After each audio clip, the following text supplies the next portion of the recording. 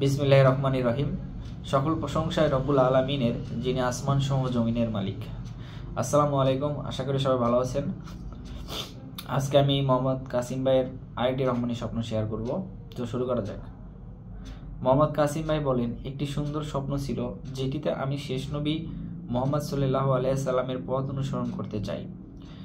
আমি যখন সিঁড়ি স্বপ্ন দেখতাম তখন আমি সবসময় ভাবতাম যে সেই স্বপ্নের পরবর্তী অংশটা দেখতে হবে, ওইসব সিঁড়ি বেয়ে ওঠার পর কী হবে। তারপর 2005 সালে আমি একটি স্বপ্ন দেখেছিলাম যে আমি পৃথিবী বা মাটি থেকে বেরিয়ে এসেছি এবং আমি নিজেকে হাশেরের ময়দানের মধ্যে পেয়েছি এবং সেই মাটি ছিল খুবই বিশুদ্ধ এবং খুবই পরিষ্কার এবং নোংরা বা খারাপ লাগছিল না। আকাশে মেঘ এবং হালকা বৃষ্টি এবং সুন্দর আবহাওয়া ছিল। আর ঘুম থেকে উঠেই দেখি আমার মুখ দক্ষিণ দিকে।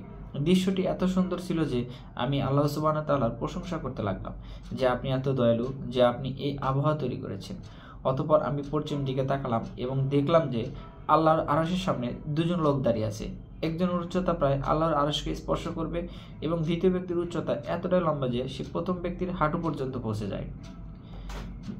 একজন লোক খুবই লম্বা, একজন খাটো, এবং আমি বললাম, এই ব্যক্তি কে যা তার উচ্চতা আরশ পর্যন্ত? আমি সর্বদা কামনা করেছি যে আমার আওয়াজ আল্লাহর আরশ পর্যন্ত পৌঁছায় এবং তার মাথার কাপড়ে আরশ ঘটছিল।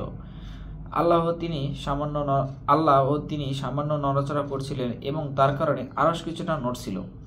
এবং আমি বললাম যে এই ব্যক্তি কত মহান যে আল্লাহর আরশ কাঁপছে। এবং তারপর আমি নিজেকে প্রতিজ্ঞা করলাম যে আমি সেই লম্বা ব্যক্তির পদাঙ্ক অনুসরণ করব, আল্লাহ সুবহানাহু ওয়া তাআলার কাছে পৌঁছাবো। আমি যখন জেগে উঠি তখন আমার একটি আশ্চর্য অনুভূতি হয়েছিল এবং এটি কমপক্ষে 1 মাস ধরে ছিল। তারপর আমি বুঝতে পেরেছি যে লম্বা লোকটি কেবল শেষ নবী হযরত মুহাম্মদ সাল্লাল্লাহু আলাইহি সাল্লামই হতে পারেন এবং খাটো মানুষটি হযরত ইব্রাহিম আলাইহিস সালাম। তারপর 1 মাস পর আল্লাহ সুবহানাহু ওয়া তাআলা আমাকে স্বপ্ন বললেন যে লম্বা ব্যক্তিটি ছিলেন শেষ নবী হযরত মুহাম্মদ সাল্লাল্লাহু আলাইহি সাল্লাম এবং খাটো ব্যক্তিটি হলেন ইব্রাহিম আলাইহিস সালাম। এবং যেমনটি ভাবতেন তা ঠিক।